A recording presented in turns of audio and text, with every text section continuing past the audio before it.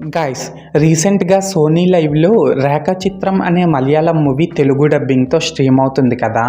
అయితే నేను ఆ మూవీని జస్ట్ ఇప్పుడే చూడడం అయితే జరిగిందండి. సో ఈ వీడియోలో మనం ఏంటంటే అసలు ఆ మూవీ ఎలా ఉంది ఏంటి అనేది డిస్కస్ చేద్దాం, ఓకేనా. అయితే ఇక్కడ ఫస్ట్ ఆఫ్ ఆల్ ఈ మూవీలో స్పాయిలర్స్ లేకుండా బేసిక్గా స్టోరీ లైన్ ఏంటంటే గైస్, రాజేంద్రన్ అనే వ్యక్తి ఒక అడవిలోకి వెళ్ళి కూర్చొని ఫేస్బుక్ లైవ్లో ఒక మాట చెప్పి గన్తో షూట్ చేసుకొని చనిపోతాడన్నమాట. అయితే ఇక్కడ ఏంటంటే గైస్, అసలు తను ఎందుకు చనిపోయాడు అండ్ తను చెప్పిన మాట ఏంటి అండ్ ఆ తర్వాత అసలు ఏం జరుగుతుంది ఏంటి అనేది మనమైతే మూవీలో చూడాల్సి ఉంటుంది.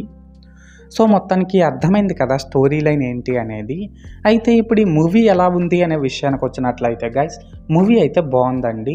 అండ్ ఇప్పుడు ఈ మూవీలో నాకు కనిపించిన ప్లస్ పాయింట్స్ ఏంటంటే, దీని డైరెక్టర్ ఎంచుకున్న పాయింట్ మాత్రం చాలా బాగుందండి.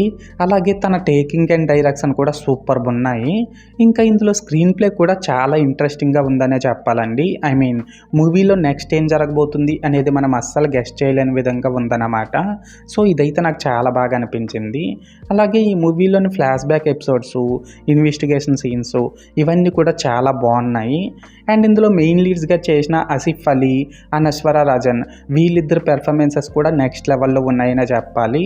లాస్ట్గా ఏంటంటే ఇందులోని బీజిఎం, సినిమాటోగ్రఫీ, ప్రొడక్షన్ వాల్యూస్ ఇవన్నీ కూడా పర్లేదు, డీసెంట్గానే ఉన్నాయి.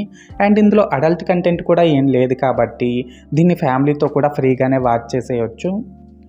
సో మొత్తానికి ప్లస్ పాయింట్స్ విషయానికి వచ్చినట్లయితే ఇదన్నమాట మ్యాటర్.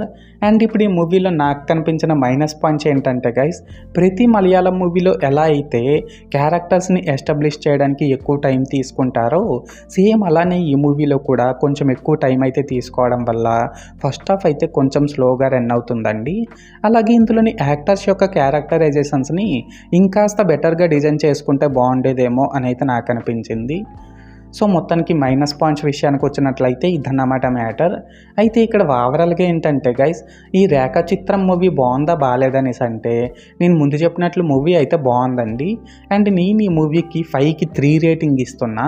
సో మీరు కూడా ఒకవేళ ముందే ఈ మూవీని చూసినట్లయితే మీరు ఈ మూవీకి ఎంత రేటింగ్ ఇస్తారో అది కామెంట్ సెక్షన్లో చెప్పేయండి, ఓకేనా. This is Lokesh signing out. జై హింద్.